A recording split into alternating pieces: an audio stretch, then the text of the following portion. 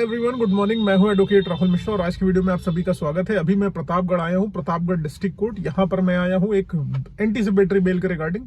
जी हां, anticipatory bail generally मैं आप लोगों को मना करता हूं कि एंटीसिपेटरी बेल में आप मत जाइए, वरना आप फंस जाएंगे, क्योंकि क्राइम आप कहीं ना कहीं एडमिट कर लेंगे। इसलिए आप FIR क्वेश्चन में जाइए जैसे FIR हो। अब आप कहोगे साहब आप ही क्यों एंटीसिपेटरी बेल में आ गए? हम इसलिए एंटीसिपेटरी बेल में आ गए मित्र, क्योंकि अपने क्लाइंट की मैंने 376 जैसे संगीन मामले में पहले FIR पर स्टे कराई। FIR जब उनका हुआ तो FIR पे अरेस्ट स्टे हो गया कोर्ट की तरफ से, और कोर्ट ने सेवरल पॉइंट्स लिखाए। उन पॉइंट्स पर जो है पुलिस से इंस्ट्रक्शन सीख किए गए कि पुलिस इंस्ट्रक्शन दे इन सब चीजों को, और उसके बाद जो है हम फर्दर प्रोसीडिंग करेंगे। लेकिन पुलिस ने इंस्ट्रक्शन ना दे करके, क्योंकि पुलिस के पास इस चीज की अथॉरिटी होती है कि वो चार्जशीट सबमिट कर दे, पुलिस ने अपनी चालाकी कर दी कि ताकि कोर्ट का, हाई कोर्ट का इंटरवेंशन ना हो सके, और कोर्ट में इन्होंने अपनी चार्जशीट सबमिट कर दी। अब चार्जशीट सबमिट कर दी इन्होंने, लड़के के किसी भी एविडेंस को कंसिडर नहीं किया। जो क्रूशियल एविडेंसेस थे, जो क्रूशियल फैक्ट्स थे, जिन बेसिस पर ऑनरेबल हाई कोर्ट ने इस लड़के को स्टे दे रखा था, FIR पर अरेस्ट स्टे दिया हुआ था कि इसकी गिरफ्तारी नहीं होगी, कोई कोहर्सिव एक्शन इस लड़के के विरुद्ध नहीं लिया जाएगा, किसी भी प्रकार का मलेशियस जो है प्रोसीडिंग इस लड़के के खिलाफ नहीं होगी। कोर्ट का ही निर्णय था, और कोर्ट ने एक पॉइंट पर जो है पुलिस से मांगा था कि आप इस पर जवाब दाखिल करिए, क्या यह सत्य है या असत्य है, क्योंकि वो सारी चीजें ऑन रिकॉर्ड थी। मैटर ये था कि लड़की घर में घुस जाती है और उसके बाद वहां पर जान माल की हानि करने की कोशिश करती है। लड़के द्वारा लड़की के ऊपर पहले ही FIR लॉन्च करा दी गई होती है, और उस FIR के बाद लड़की उसके घर FIR वापस लेने का दबाव बनाने हेतु घुस जाती है, और जबरदस्ती शादी का जो है कोशिश करती है और मारपीट करने की चेष्टा करती है। वहां पर 112 बुलाई जाती है, 112 नहीं आती, 2 बार 112 बुलाई जाती है, ऑनलाइन हेल्प ट्विटर से ली जाती है, तो वहां पर लड़की को इवैक्यूएट किया जाता था। ये सत्यता थी इस मैटर की। अब उस सत्यता को जो है कोर्ट ने पूछा कि पुलिस से क्या ये सत्य है, तो उस पर पुलिस ने जवाब ना दे करके चार्जशीट लगा दी। सबसे सही काम यही करते हैं, चार्जशीट लगा देते हैं अपने आप को बचा देने के लिए। दरोगा जी, आइयो साहब। अब आप समझ लीजिए चार्जशीट भी इन्होंने लगाई, तो चार्जशीट इतनी गंदी तरीके से लगाई, कुछ कहने को नहीं। लड़के के लिए एक स्टेटमेंट लिख दिया कि मैं अपने समस्त बयानों को जो है सिर्फ न्यायालय में देना चाहता हूं, पुलिस के समक्ष कुछ भी नहीं रखना चाहता हूं।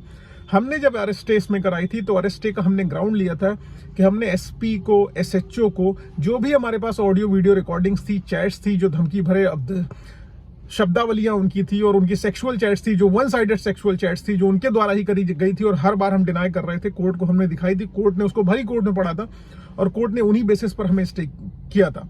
अब आप समझ लीजिए कि ऑनरेबल कोर्ट ने जिस बेसिस पर स्टे दिया, जिन एविडेंसेस को देखते हुए स्टे दिया, और ऑर्डर शीट में उन सारे एविडेंसेस की लिस्ट को लिखाया कि हमने ये देखा, हमने ये देखा, ये सारी चीजें हुई।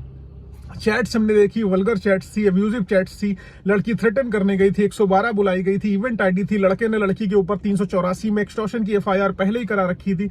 कोर्ट ने इस सारे फैक्ट को लाइन बाय लाइन लिखा है, तकरीबन 15-16 पैराग्राफ्स कोर्ट ने इन सारे मैटर को लेके लिखा है।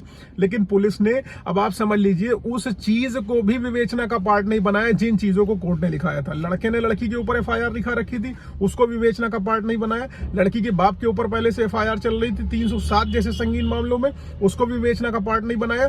कोर्ट ने आदेश जो दे रखा था कि हमने ये चैट देखी है, हमने ये ऑडियो वीडियो रिकॉर्डिंग्स का देखा है कि SP को भेजा गया, SHO को भेजा गया, लेकिन ना SHO ने उन ऑडियो वीडियो रिकॉर्डिंग्स को केस डायरी का पार्ट बनाया, ना कोर्ट के आदेश को केस डायरी का पार्ट बनाया। आप समझ सकते हैं कि पुलिस कितनी गंदी तरीके से विवेचना करती है।